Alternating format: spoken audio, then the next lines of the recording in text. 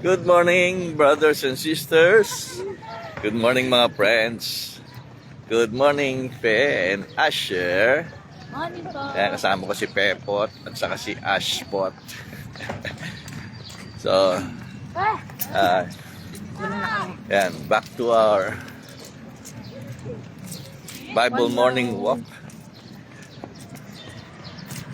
So, continue po tayo sa ating Sermon on the Mount passage. Nandito po tayo ngayon sa Matthew chapter 5, verse 4. Blessed are those who mourn, for they will be comforted by God. Sa Tagalog, sabi, napalad ang mga taong nagdadalamhati sapagkat aaliwin sila ng Diyos. Kahapon, nandun kami sa Baylen and pahayag kami ng aming pakikidalamhati sa ating kapatid na Saul. Treasurer po siya ng Oikos Reformed Christian Church sa Baylen. And kinuha na ni Lord yung mister niya, cardiac arrest. So wala siyang sign na anuman, may sakit o sa kanyang pagtulog ay doon na siya binawian ng buhay. Kaya medyo masakit sa pamilya, although very strong ang faith ni Ate Sol. At madali niya itong natanggap na kalooban ng Panginoon. Although, syempre, sa buong family, they are still shocked sa bigla. No? Mahirap talaga yung bigla. So, yung pagdadalamhati, mga kapatid, that's one way, no, to mourn. Pero sinasabi ng Panginoon dito, mapalad yung mga nagmo-mourn, nagdadalamhati. But I think not particularly on behalf of the dead persons, but particularly ang gustong sabihin ng Panginoon sa atin, the word is pentontes, no? Sa Greek is pentontes, which means something na you grieve about your guilt, you grieve about something that you have done wrong. So yung nagmo-mourn ka, na lulungkot ka sa bagay na sa tingin mo ay mali mong nagawa. And that is the basic emotion, no? Basic na damdamin nyo ng isang anak ng Diyos, ng isang mananampalataya, na mag-mourn, diba? Malungkot siya kapag nakakagawa siya ng mga bagay na alam niyang mali sa harapan ng Diyos. Nagkakasala siya. Tama ba, Asher? Yan. So mamaya ako naman ang bubuhat sa apo ko.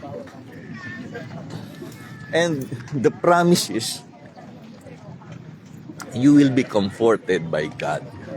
Alam niyo yung word doon na aaliwin siya ng Diyos. Ang word doon is coming from the same Greek word na ginamit sa Holy Spirit, yung parakletos. Nakalimutan ko pala, no? Yung pentontes, yung mourn, it's in the participle form. Kaya ang sinasabi ron, Blessed are those who continuously mourn. Di ba? Kaya hindi pwedeng sapatay ito. Kasi nga, di ba? Siyempre, makakapag-move on na tayo eh, no? Hindi naman lagi-lagi tayo nagmo-mourn at tuloy-tuloy. So, pero yung ginagawa nating lagi-laging nalulungkot tayo, nagdadalamhati tayo, pag nakagawa tayo ng kasalanan. Di ba? So, that is the idea. Kaya, we have to continuously mourn every day, every minute, every hour, 24/7. Dahil we sin in our minds, in our eyes, sa bibig natin, sa ginagawa natin. Kaya, ayan, paring Danny, punta ka na rin sa Burol, na Boss yan, Karatago kayo dadaan? at tayo'y mag-jogging dito. Sama mo si wifey mo. Tapos paring Danny, youth ko siya nung nagpastor ako dito sa Burol eh. Pero halos magkakaedad kami niyan. So yun, pare. We have to continuously mourn yung sin, no? Nasa buhay natin. 'Di ba? Ganun yung pressure ni Paul eh. Sabi niya, bakit ganun? Nagagawa ko yung ayaw kong gawin at yung gusto kong gawin hindi ko nagagawa. And referring to sin life, no? The life of sin. Kaya, sinasabi doon, mapalad ka kung meron kang ganung damdamin sa kasalanan. And I believe, sabi nga, basic yan sa mga anak ng Diyos. Basic ito. Oo. Na tayo talagang magmumurn. Kaya, automatic din na tayo ay makaryoy. The word makaryoy. Magit ko yata kahapon, makaryos. Means happy. A happy person. A blessed person. At sabi ko nga,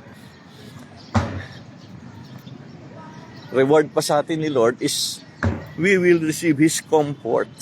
No? Aaliwin niya tayo. He will give us peace. Doon, papayapain niya yung puso natin.